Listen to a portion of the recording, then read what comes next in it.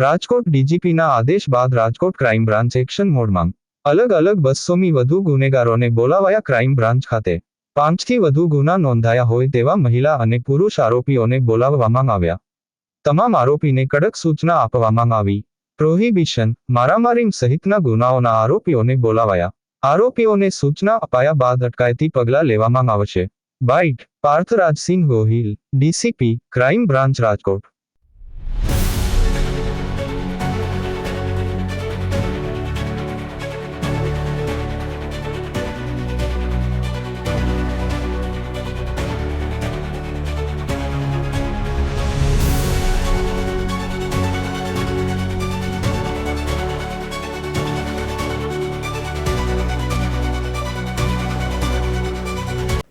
DGP સરના આદેશ બાદ જે એક ઝુંબેશ હાથ ધરવામાં આવી છે કે જે લોકો ગુનાખોરી સાથે જોડાયેલા ઇસમો છે તે લોકોને ચેતવણી પણ આપવામાં આવે, તેના વિરુદ્ધ કાર્યવાહી પણ કરવામાં આવે। તો તેના ભાગરૂપે રાજકોટ શહેર પોલીસ કમિશનર અને એડિશનલ પોલીસ કમિશનર સાહેબના માર્ગદર્શન અને આદેશ મુજબ હાલ ક્રાઇમ બ્રાન્ચ ખાતે જે લોકો 5 કે તેથી વધુ ગુનામાં સંડોવાયેલા છે તે તમામ આરોપીઓ જે છે એને એકત્રિત કરવામાં આવ્યા છે।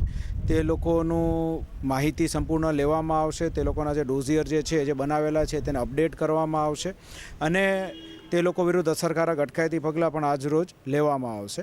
આ બધા આરોપીઓને જે છે ખાસ કરીને જે લોકો ડ્રગ્સના ધંધા સાથે જોડાયેલા છે એ લોકોને પણ ખાસ ચેતવણી પણ આપવામાં આવશે કે આગામી સમયની અંદર જો એ લોકો આ પ્રકારના ધંધા સાથે જોડાયેલા રહેશે તો તમામ પ્રકારની કાયદેસરની કાર્યવાહી સિવિલ એડમિનિસ્ટ્રેશનની સાથે મળીને પોલીસ એડમિનિસ્ટ્રેશન દ્વારા કરવામાં આવશે।